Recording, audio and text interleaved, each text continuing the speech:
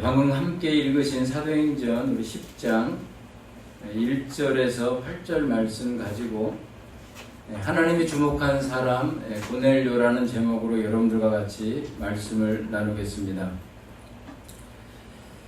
이번 주 중에 세계 AI 산업을 이끄는 그 엔비디아의 그 회장 젠슨 황이 우리나라를 방문했습니다. 아침에 이제 TV를 켰는데 아니 TV에 그냥 젠슨 황에 대한 그런 그 뉴스가 아주 많이 나오는 거, 여기도 나오고 저기도 나오고 막 뉴스뿐만 아니라 또 이제 그 여러 이제 방송 프로그램들 이런 쪽에도 이제 나오고 이 젠슨 황이 방문하자 언론의 관심이 집중이 됐습니다. 아주 난리가 아니었습니다. 제가 느낄 땐 그랬습니다. 아니 난리가 아니었구나. 저 사람이 한번 뜨니까. 젠슨 황이 누구를 만났는지, 그리고 어디를 방문했는지, 그리고 어떤 말을 했는지가 뉴스를 타고 대서특필됐습니다. 근데 이런 모습을 우리들이 전에도 한번 또 본 적이 있습니다. 2024년이라고 그럽니다. 벌써 이제 2년이 지났네요. 그때도 이제 그 젠슨 황이 나라를 방문했을 때 나라가 정말 그때 후끈후끈 달아올랐습니다.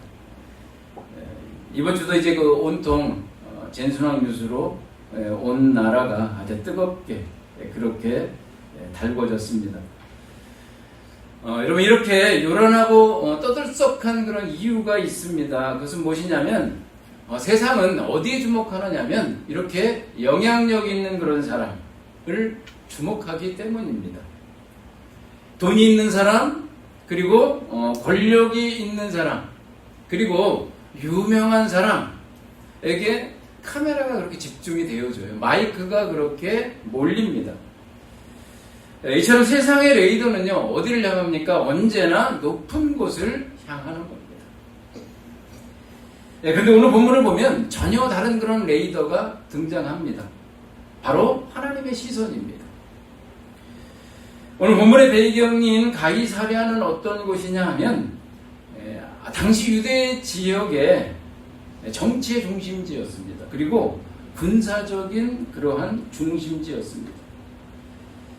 총독부가 있었고요. 그리고 권력자와 부자들이 모여있던 아주 화려한 그러한 도시였습니다. 당시 세상의 시선은 이들에게 향했다는 거죠.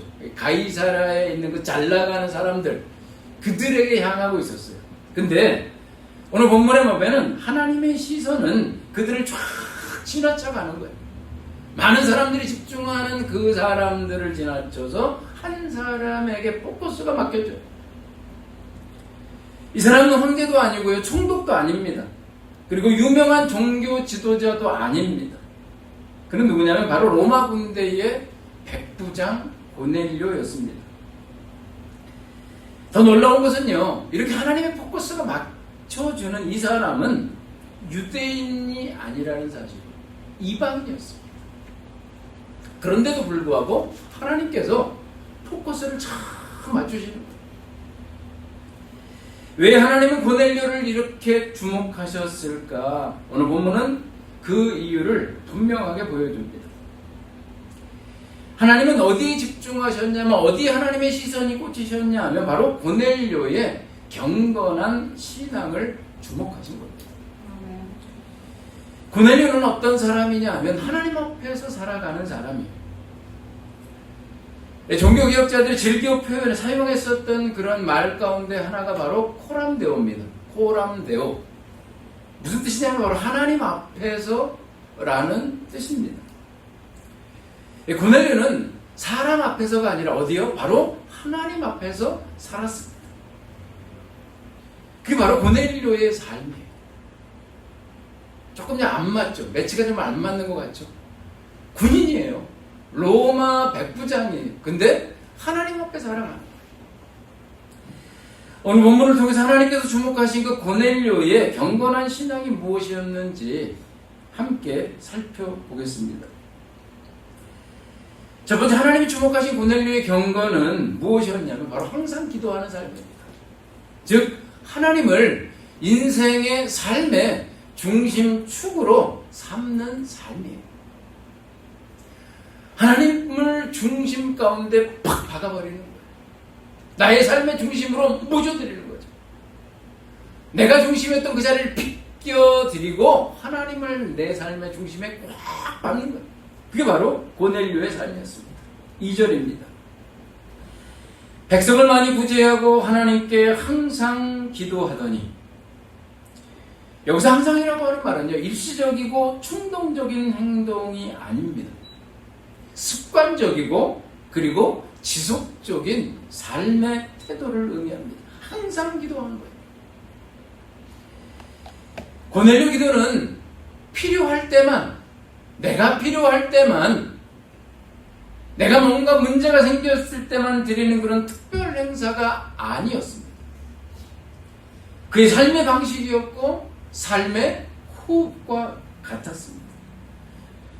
고넬료 삶 자체가 하나님을 향해 활짝 그렇게 언제나 늘 열려 있었던 거예요. 어떤 일을 하든 무슨 일을 하든 어느 곳에 있든 하나님을 향해 열려 있고 하나님께 접속되어져 있는 겁니다. 특히 3절을 보면 고넬료가 환상을 본 시간이 나옵니다. 제9시입니다. 유대 시간으로 제9시는 오늘날 오후 3시입니다. 하루 중 가장 분주한 시간이라고 그렇게 할 수 있죠. 활동적인 그런 시간이죠. 막 그 일들을 해나가는 그런 시간이에요. 근데 고넬료는 바로 그 분주한 그 시간, 그 활동적인 그 시간, 그 시간에 하나님 앞에 있습니다. 여러분, 고넬료는 한간 사람이 아니에요. 그는 로마 군대의 백부장이었습니다. 100명의 군사, 100명 이상의 군사를 통솔하는 장교였습니다. 오늘날로 이야기하면 소대장보다 더 많은 규모, 중대장보다는 작은 규모의 인원들을 관리하는 거예요. 군대라는 조직의 특성이 있습니다. 그것은 뭐냐면 24시간 언제 긴급 상황이 터질지 모르는 그런 긴장감 속에 움직입니다. 우리 아들이 요번 주중에 전방으로 갔습니다. 전방으로 갔는데 최전방에 철책선이 있는 그 전방으로 갔어요. 제가 이렇게 검색을 해보니까 거기는 이 차도 SUV가 V가 아니면 다니기가 가지고 어렵답니다. 거기는 치고 올라가기가 어려울 정도로 이렇게 각도도 높고, 거기에 그 근무 특성이 24시간입니다. 항상 대기해요. 그러한 긴장감 속에 움직이는 조직이 바로 군대입니다. 그뿐만 아니라 행정 업무가 있지요. 그리고 평상시에 군사훈련을 합니다. 그리고 치안 유지만으로도 눈코 뜰 새 없이 바쁜 자리였습니다. 그게 바로 로마 군대의 백부장의 자리였습니다. 근데 그럼에도 불구하고 고넬료는 어떻게 하냐면 바로 하나님을 찾는 시간을 우선순위에 두었습니다. 고넬료는 바쁘죠. 할 일이 많습니다. 그럼에도 불구하고 바쁘다는 핑계를 대지 않습니다. 오후 3시가 되면 세상의 분주함을 다 내려놓는 거예요. 그리고 하나님 앞에 무릎을 꿇었습니다. 그 이유는 기도가, 그리고 하나님이 그의 삶의 중심축이었기 때문입니다. 고넬료는 하나님을 자신의 삶의 주변부에 두지 않았어요. 자신이 급하면 그 하나님을 주변부에 몰아놨다 그분을 다시 데려오고 모셔오고, 하나님 급합니다, 하나님 이리 와주세요, 저 좀 도와주세요 라고 하지 않았습니다. 그래서 하루 일과 가운데 하나님을 위한 그런 시간을 의도적으로 떼어놓는 거예요. 물론 100% 하기가 쉽지 않겠죠. 100%를 다 하지 않아도 돼요. 근데 그 고넬료의 중심 가운데 뭐냐면 하나님을 향한 그 시간을 배정을 해놓은 겁니다. 의도적으로 떼어놓았다는 거죠. 이것이 바로 하나님이 주목하신 고넬료의 첫 번째 경건입니다. 하나님을 삶의 중심축으로 세우는 신앙, 그것을 하나님이 주목하시고 그것을 기뻐하신 겁니다. 근데 오늘날 많은 그런 그리스도인이 고넬료와 다는 아니죠. 정반대와 삶을 사는 분들이 있습니다. 평소에는 내 힘으로 막 살아갑니다. 내 식으로, 내 경험으로, 내 계획으로 바쁘게 막 살아가는 거예요. 그러다가 내 힘으로 도저히 해결할 수 없는, 내 힘으로 도저히 나의 모든 것을 다 동원해도 도저히 해결할 수 없는 그런 큰 문제가 빵 하고 터지는 거예요. 그럴 때 비상벨을 누르지 하나님을 찾습니다. 평탄할 때는, 평안할 때는 기도의 자리를 잊어버립니다. 그런데 인생의 배가 파손날 그런 위기에 처했을 때 그제서야 비로소 하나님을 생각하고 하나님께 부르짖는 거예요. 예수님의 제자들이 그랬죠. 하지만 이것은 하나님을 내 인생의 중심으로 두는 삶이 아닙니다. 하나님을 내 필요에 따라 어떻게 해요? 썼다 지웠다 하는 비상용 도구로 여기는 거예요. 내가 지금 당장 필요하니까 하나님을 호출하는 거예요. 하나님 도와주세요. 콜하는 거죠. 그리고 어떤 분들은 종종 나는 바빠서 기도하지 못합니다 라고 합니다. 근데 정직하게 이야기하면 자신의 시간이 없다라기보다는 우선순위의 문제일 때가 많습니다. 저도 여기에 해당됩니다. 바빠서 못할 때가 있죠. 근데 바쁜 게 아니에요. 그만큼 하나님께 시간을 배정하지 않는 거예요. 기도는요, 시간을 남아서 하는 것이 아닙니다. 어떤 사람이요? 바로 하나님을 가장 중요하게 여기는 사람. 그 사람이 하는 게 기도입니다. 하나님을 정말 중요하게 비중 있게 여기는 사람은 기도를 놓칠 수 없어요. 하나님이 도와주시지 않으면 안 돼. 내 힘의 한계를 정말 절실하게 느낀 사람, 깨달은 사람, 그 사람은 하나님께 기도하지 않을 수 없어요. 저절로 기도하게 됩니다. 지금은 세상의 소음이 커지는 그런 시대입니다. 그래서 스마트폰이 우리의 시간을 많이 빼앗죠. 그리고 수많은 그런 정보가 스마트폰을 통해서 우리들에게 들어오고 우리들의 마음을 빼앗아 갑니다. 하지만 하나님은 여전히 이렇게 바쁜 세상을 살아가는 속에서도 어떤 사람을요? 바로 하나님을 찾는 사람, 하나님께 무릎 꿇는 사람, 그런 사람을 우리 하나님은 주목하십니다. 우리 모두에게도 하나님을 위한 나만의 오후 3시가 있기를 바랍니다. 두 번째, 하나님이 주목하신 고넬료의 경건은 선하고 충성된 청지기의 삶이었습니다. 보면 2절 전반절을 보면은 고넬료는 온 집안과 더불어 하나님을 경외하며 백성을 많이 구제했다라고 그렇게 기록하고 있습니다. 고넬료의 경건은요, 이렇게 기도실에서만 드러난 게 아닙니다. 하나님과의 1대1의 관계에서만 고넬료의 경건이 나타나지 않았습니다. 그의 삶에서까지 확장되어 나타났습니다. 당시 로마의 백부장이라고 하는 지위가 어떤 자리였는지 우리들이 역사를 통해 살펴보면 이 구절이 얼마나 충격적인지 알 수 있습니다. 당시 식민지 유대 땅에 파견된 로마 군관들은요, 피지배국 백성들을 무자비하게 압제하고 강탈했습니다. 오늘날도 마찬가지입니다. 지배국은요, 피지배국 사람들을 함부로 여겨요. 그래서 그것에서는 온갖 만행들이 다 저질러집니다. 그리고 자신의 부를 축적하는 것이 자신의 권력을 가지고 자신의 힘을 가지고 빼앗는 거죠. 강탈하는 거예요. 그래서 부를 축적하는 게 그렇게 문제가 되지 않았던 시대입니다. 왜요? 칼과 방패가 그들에게 주어져 있기 때문에 합법적으로 주어져 있는 거예요. 권력을 언제든지, 폭력을, 폭압을 언제든지 행사할 수 있는 권한이 그들에게 부여되어져 있었기 때문입니다. 그런데 고넬료는 달랐어요. 고넬료는 그들 속에 있었지만 그들과 같이 행동하지 않았습니다. 본문은 그가 백성을 많이 구제했다라고 그렇게 말합니다. 여기서 백성은요, 누구를 이야기하냐면 유대인들을 의미하는 거예요. 피지배국 백성들이에요. 즉 자신이 통치하는 식민지 백성들입니다. 힘없는 자들이에요. 언제든지 손을 대도 돼요. 불이익을 가해도 문제되지 않습니다. 하지만 고넬료는 자신에게 주어진 로마 백부장이라는 힘을 이용해서 착취하지 않았습니다. 오히려 어떻게 해요? 오히려 섬겼습니다.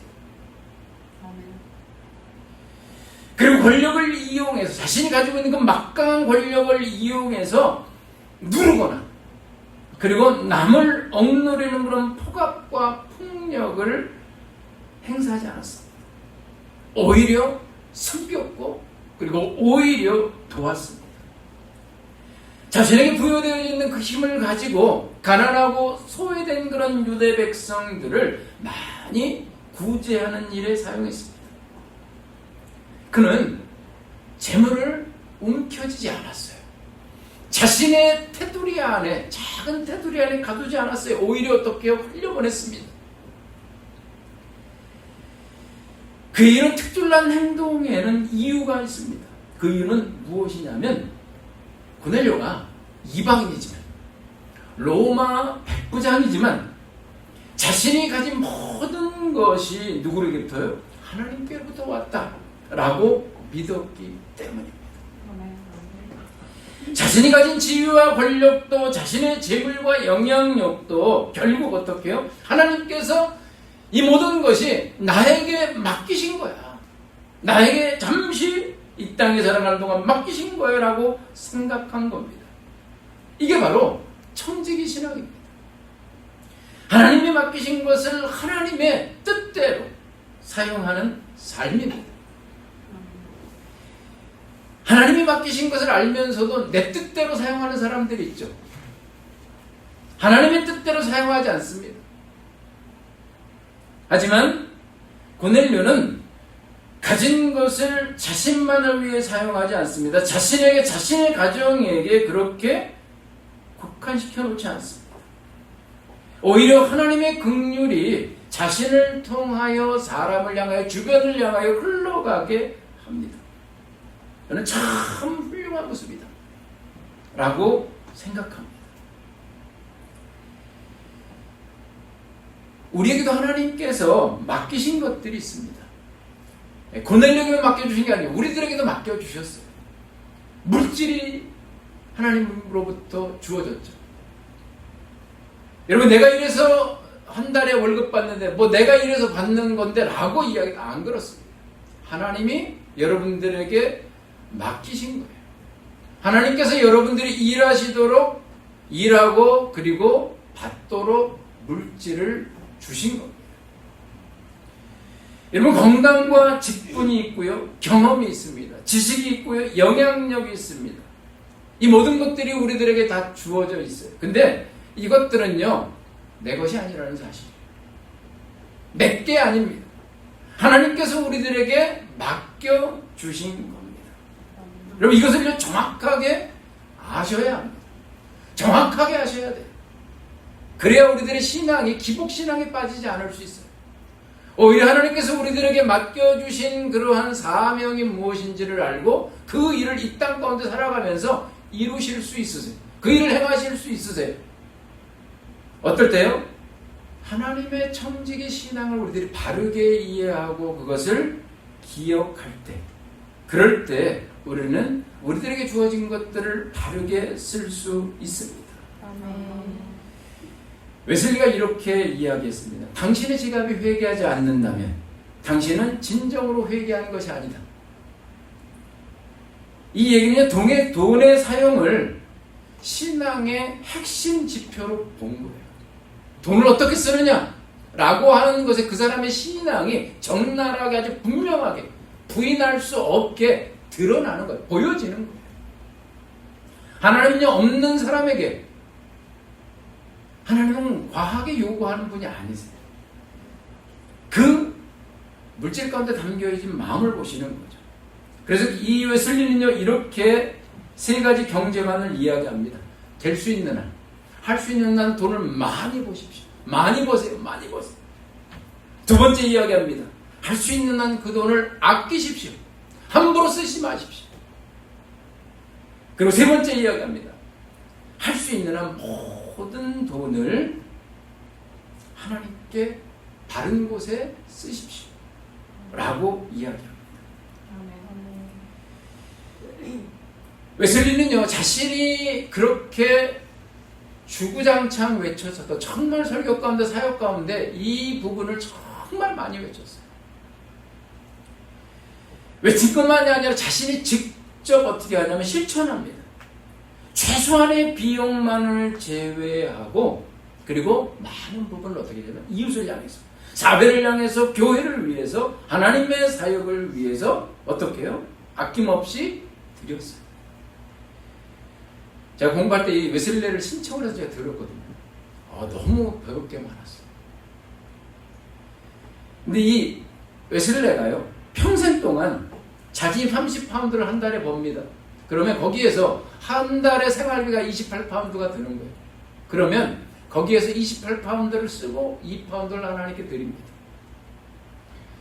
근데 이렇게 가난하게 살 때, 없을 때만이 아니라 그의 삶이 펴질 때가 있잖아요. 책도 많이 쓰고 막 이렇게 하고 유명해졌을 때는 한 달에 1,400파운드를 법니다.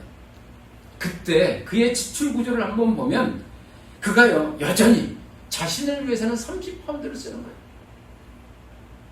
자신을 위해서 지출하는 비용은 거의 변함이 없어요. 유동적이겠죠. 근데 거의 변함이 없어요. 그리고 나머지 1,370파운드를 흘려보내는 거예요.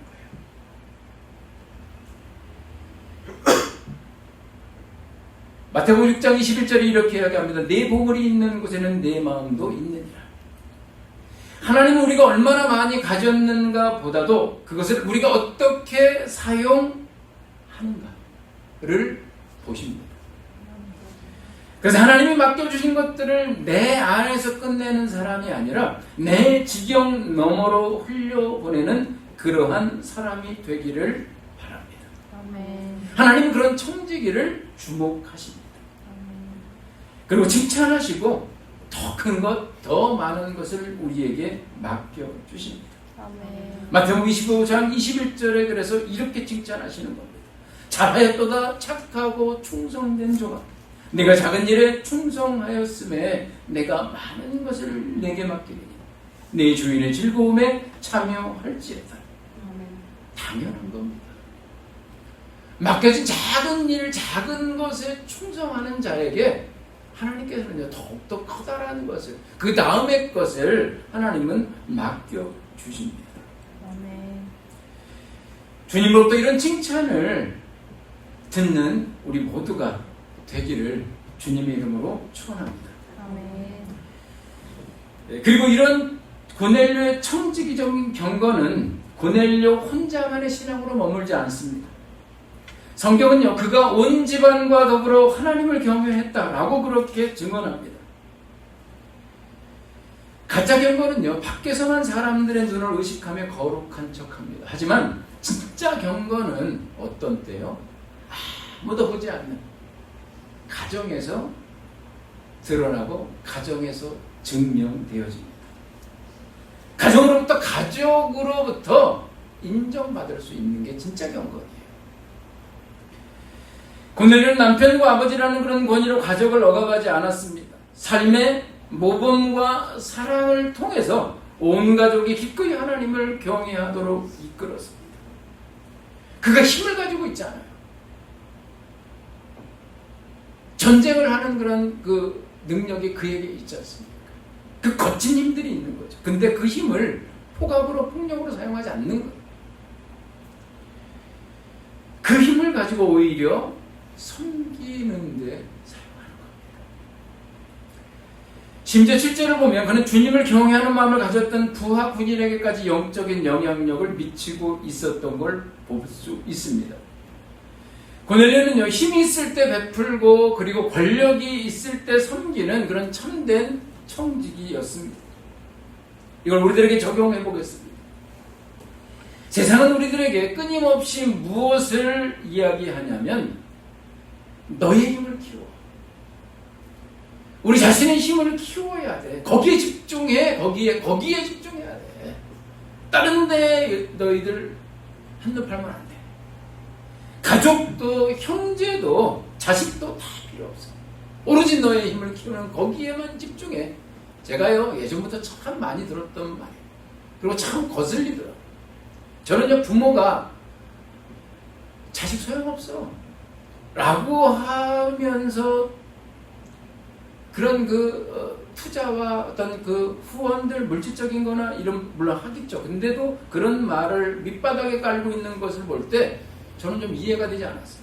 근데 많은 사람들이, 작지 않은 사람들이 그 트렌드를 따라가고 있다는 겁니다. 남들보다 더 높은 자리에 올라가고 더 많은 돈을 벌어서 남들 위해 군림하고 주무르는 것이 성공이다 라고 그렇게 말합니다.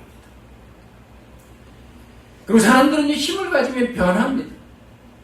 없을 때 가난할 때는 하나님 앞에 겸손합니다. 근데 삶에 하나님의 축복으로 인해서 그 삶의 지경이 넓혀지고 그리고 물질이 주어지고 넉넉해지고 힘을 가지면 변해. 교만해집니다. 그리고 인색해져요.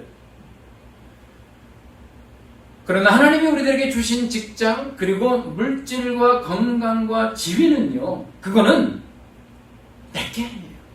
그리고 내 성을 쌓고 그리고 남을 짓밟으라고 그렇게 주신 것이 아닙니다.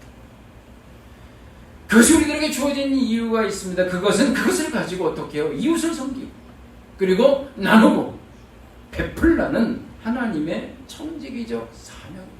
아멘. 내가 하나님으로부터 복받고 잘 살고 그리고 간다라고 할 때 우리들의 신앙에 무슨 의미가 있습니까? 하나님을 믿는 게 무슨 그렇게 큰 어떤 그런 의미가 부여되어질까요? 하나님을 믿는다라고 하는 것은 하나님께서 우리들에게 맡겨주신 것을 가지고 이 땅에서 하나님의 뜻을 펼쳐나가는데 그 일에 도구로, 통로로, 청지기로 쓰임 받는 겁니다.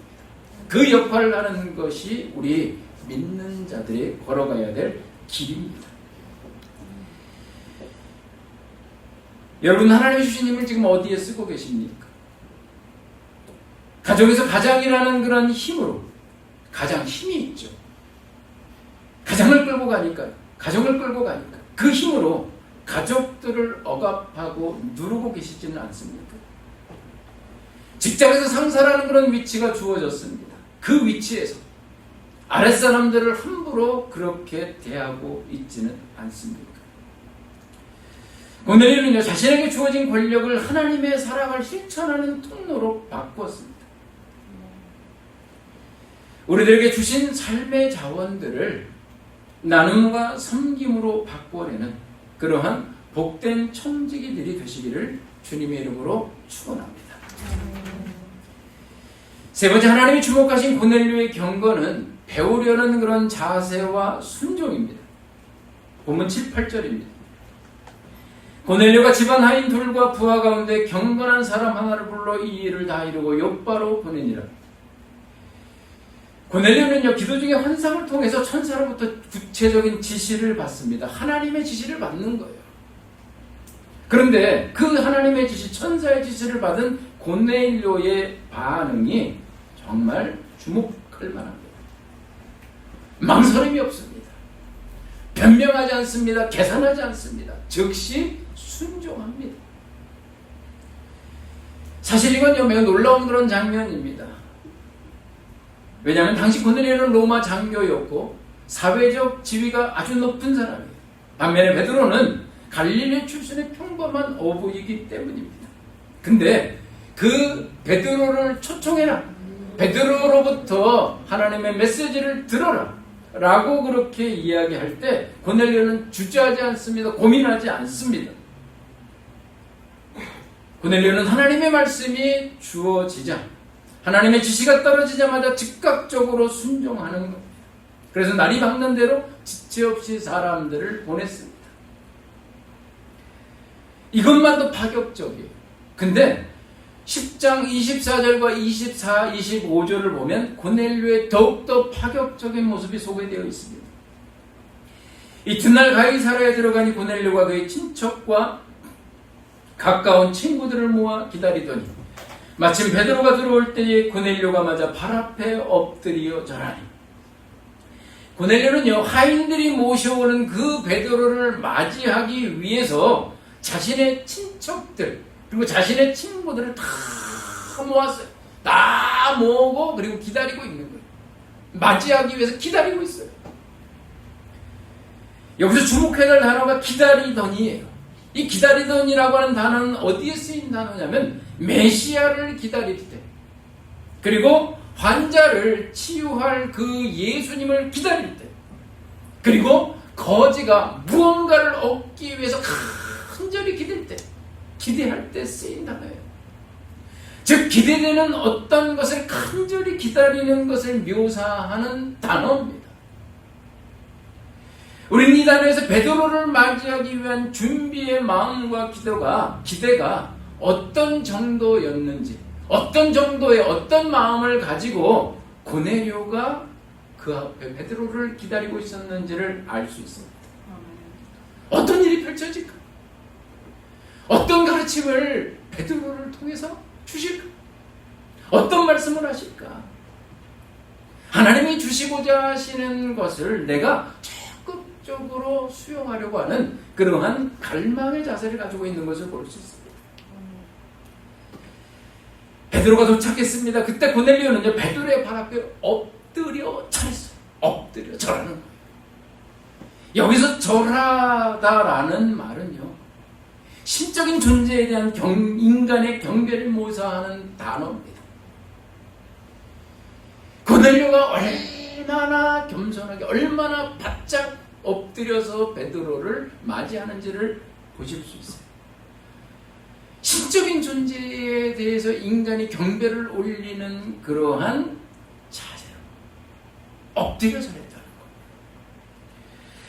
하나님이 보내주신 그 영적 지도자인 베드로 앞에 아주 적극적인 배움, 적극적인 그런 수용의 자세로 나아간 겁니다. 베드로가 이렇게 파격적인 행동을 보이는 이유가 있습니다. 그것은 고넬료가 자신의 계급보다 무엇을 더 중시 여기는 겁니까? 하나님의 말씀을 더 중요하게 여기는 겁니다. 네. 그는요, 배우고자 하는 거예요. 자신의 부족함을 아는 거예요. 나는 배워야 돼. 그리고 듣고자 하는 거예요. 그리고 수용하고자 하는 겁니다. 여기서 우리는 경건한 사람의 특징을 찾을 수 있습니다. 그것은 경건한 사람은 늘 배우는 사람이라는 거예요. 겸손입니다.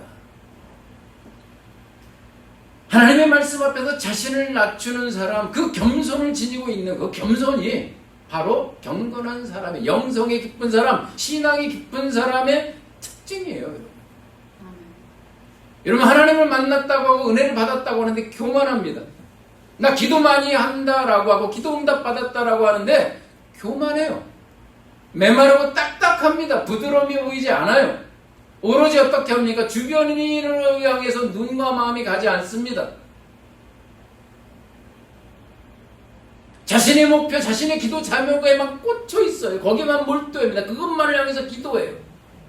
그리고 배우려고 하지 않아요. 그 지경을 넓혀가려고 하지 않습니다.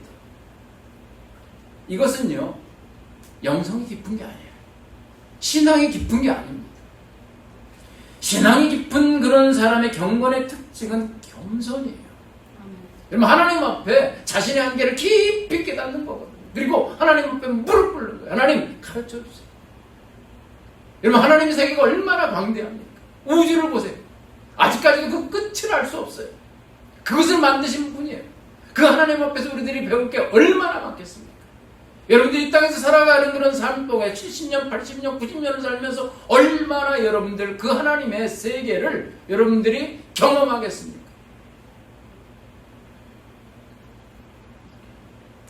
영적으로 성숙한 사람일수록 더 배우려고 해요. 그리고 하나님께서 보내시는 가르침이라면서 하나님께서 세우신 영적 지도자를 통해 주시는 가르침을 겸손하게 듣고 순종합니다. 이게 바로 하나님이 주신, 하나님이 주목하신 세 번째 경건입니다. 우리들이 이와 같은 겸손으로 배우고자 할 때, 그럴 때 여러분 협소하면서 여러분들이 갇혀있는 그 작은 그런 세계에서 여러분 벗어나실 수 있어요. 더 큰 세계를 향해서 내가 지금 머물고 있는 그 세계 너머를 향해서 여러분 나가실 수 있으세요. 겸손하셔야 됩니다. 배우셔야 합니다. 이것을 우리들에게 적용해 볼 때 우리는 어떤가요? 하나님의 말씀을 판단하려 하십니까? 아니면 말씀 앞에서 자신을 판단하십니까? 후자가 되어져야 되겠죠. 말씀 앞에서 자신을 비춰보고 자신을 판단하려고 하셔야 돼요. 그리고 배우려고 해야 돼요. 내가 배우려고 하기보다 이미 안다고 생각하지는 않습니까? 고넬료는요, 백부장이었지만 배우는 사람이었어요. 높은 자리보다 낮은 마음을 가졌습니다. 하나님은요, 그런 사람을 주목하십니다. 오늘 본문은 하나님께서 고넬료의 경건한 신앙을 주목하셨음을 보여줍니다. 하나님을 삶의 중심축으로 삼았던 기도, 자신에게 맡겨진 것을 흘려보냈던 청지기적인 삶, 그리고 배우고 순종하려 했던 겸손. 하나님은 이 경건을, 이 베드로, 이 고넬료의 경건을 기뻐하셨습니다. 본문 4절에서 천사는 이렇게 말합니다. 내 기도와 구제가 하나님 앞에서 상달되어 기억하신 바가 되었느니라. 이 말씀은 하나님께서 고넬료의 경건한 삶을 주목하셨다. 그리고 기억하셨다.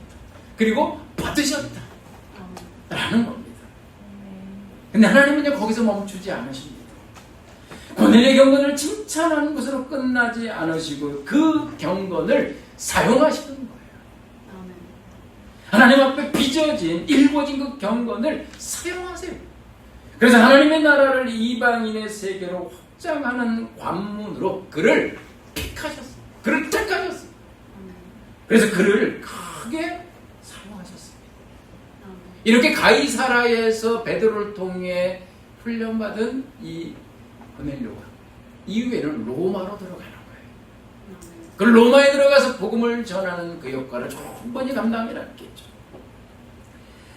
우리가 오늘 말씀을 통해 붙들어야 될 게 있습니다. 하나님은 오늘도 그런 사람, 고넬료와 같은 사람을 찾고 계신다는 사실입니다.